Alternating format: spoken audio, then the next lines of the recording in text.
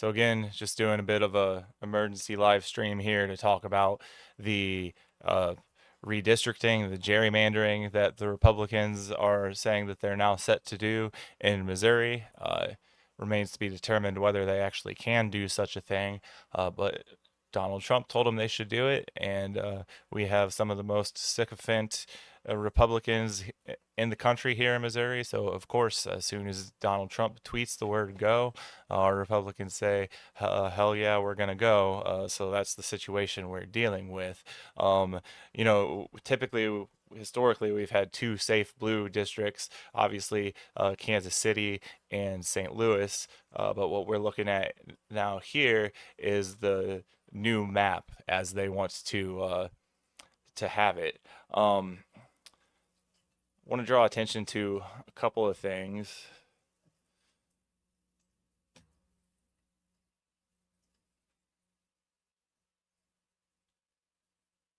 All right, so Reese Ellis had some really interesting things to say about this, and he says that the inevitable unintended consequence to this is that it will become significantly easier to gather signatures for initiative petitions once urban Kansas City and St. Louis County make up at least 5 of 8 congressional districts. And I think there's a little more beneficial to it too than that, which we'll go into in a second. He says a lot of progressive and populist constitutional amendments and statutory changes that would have been impossible because of cost are now within the realm of possibility because a single canvasser will potentially be able to collect signatures from 3 congressional districts.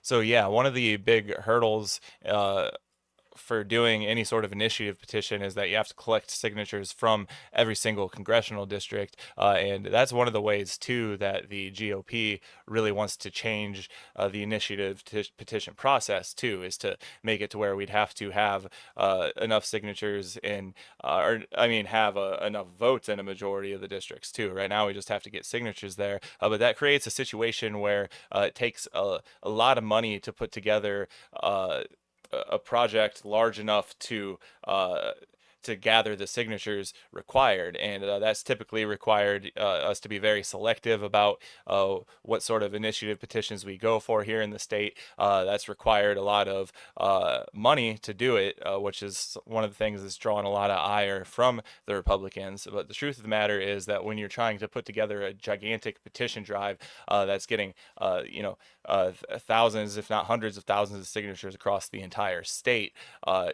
you need money to do it. So there is no other choice.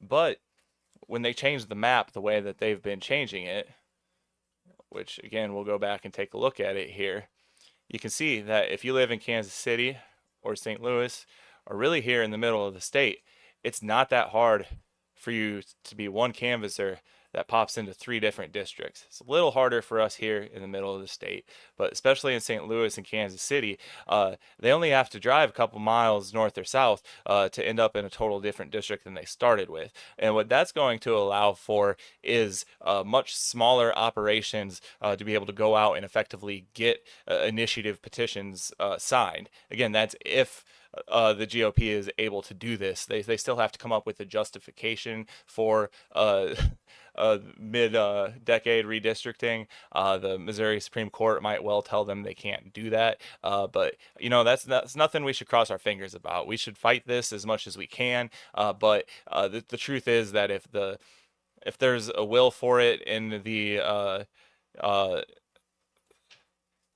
Republican caucus in the state legislature, and if there's a will for it in the Missouri Supreme Court, it's going to happen. But again, that allows for much smaller efforts to succeed in initiative petition drives is one of the first upsides. You could imagine that a small group of people that just has a handful of canvassers in 3 places across the state can actually go out and hit everything they would need to get something on the ballot. It's really tough to hit the southwest corner of the state here, but all the other districts canvasser in one of the 3 big major blue areas in the state would be able to get to. So what sorts of things could we see on initiative petitions moving forward if this redistricting happens? Well, Reese says, obviously protecting the initiative petition process itself, that's a big thing. We'd be able to use the initiative petition process to, put into the Constitution strong protections for the process as it exists now. That would prevent the Republican legislature from changing the initiative petition process in the state legislature, and that's something they've been threatening to do. That's something that they're probably going to have on the ballot next year for us with some sort of ridiculous ballot candy on it, which again Reese gets to. But you know. Redistricting. We could lead a redistricting effort as citizens through the initiative petition process and totally upset their map. The K-12 foundation formula, even something huge like changes to the Hancock Amendment, which would totally upend what we'd be able to do in terms of what types of legislation we'd even be able to pass here in Missouri. So again, Reese says this all assumes that IP reform fails at the ballot box next year, which is almost certainly will do because Missourians of all stripes love the initiative petition process. That's how we've been able to get things like legalized marijuana here in the state. That's how we were able to pass paid sick leave, even though the GOP overturned that. But again, if we were to take another crack at that and try and use some sort of language that they can't throw out, that might be easier for us to do moving forward. The other thing that I've been really big about is stressing that when we do these massive redistrictings, whether it's down in Texas, out in California, or here in Missouri, nobody knows exactly how those districts are going to vote, how people are going to respond to the redistricting itself.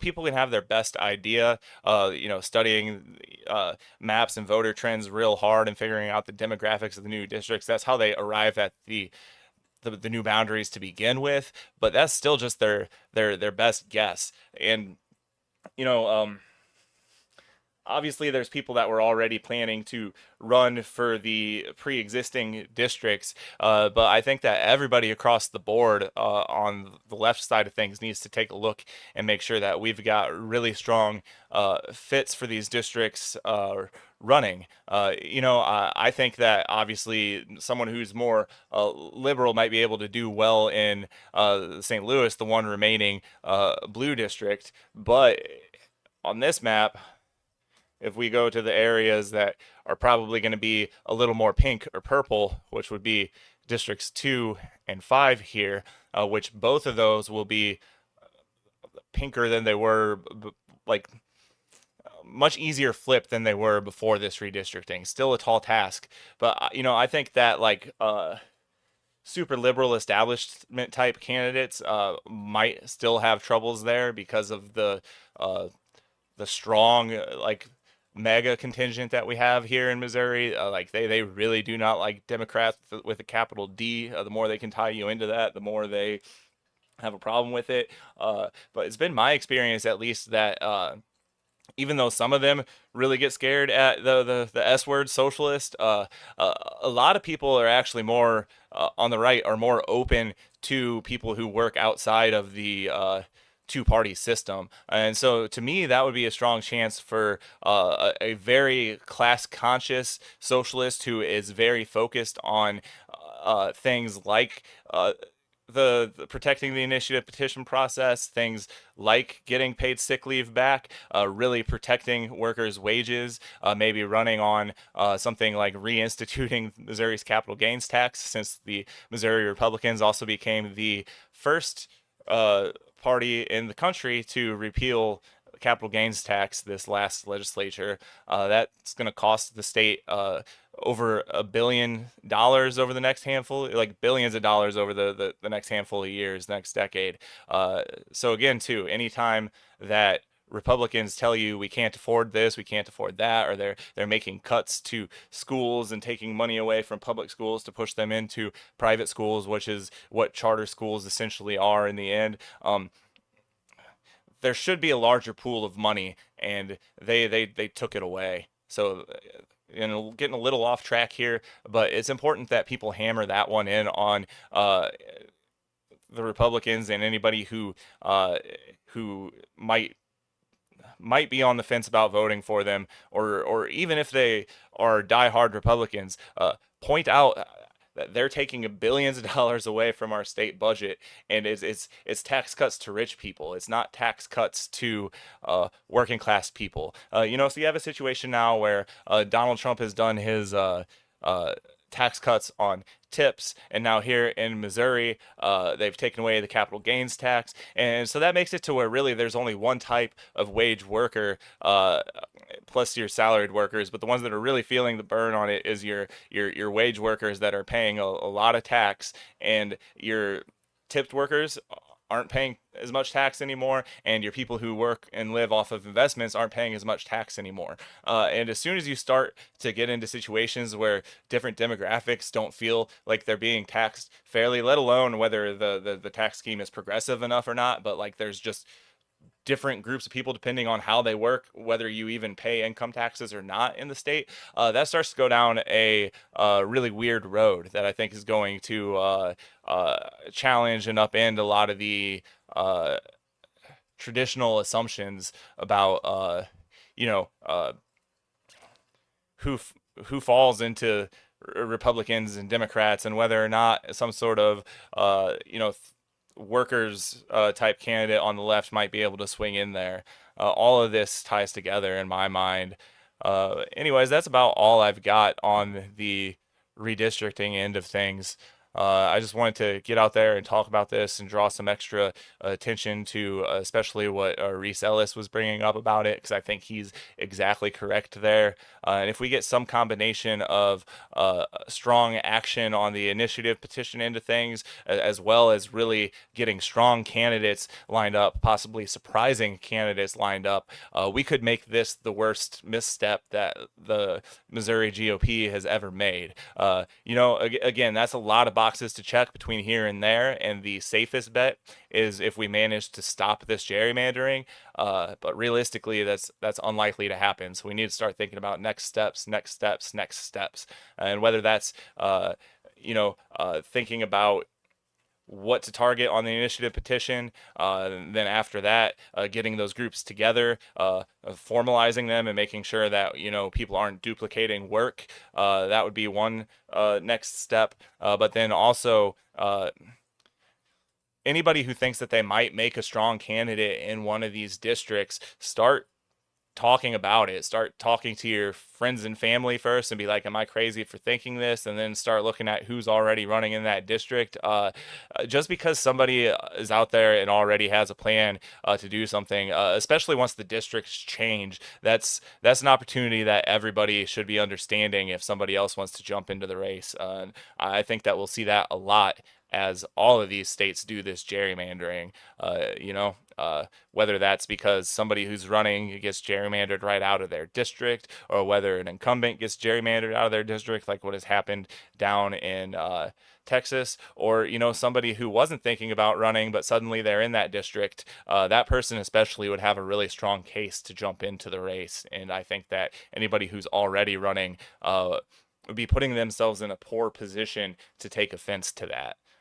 So I hope some of this made sense. I hope anybody, enjoyed this. A real short little live stream here, but I felt it was important to get this out there.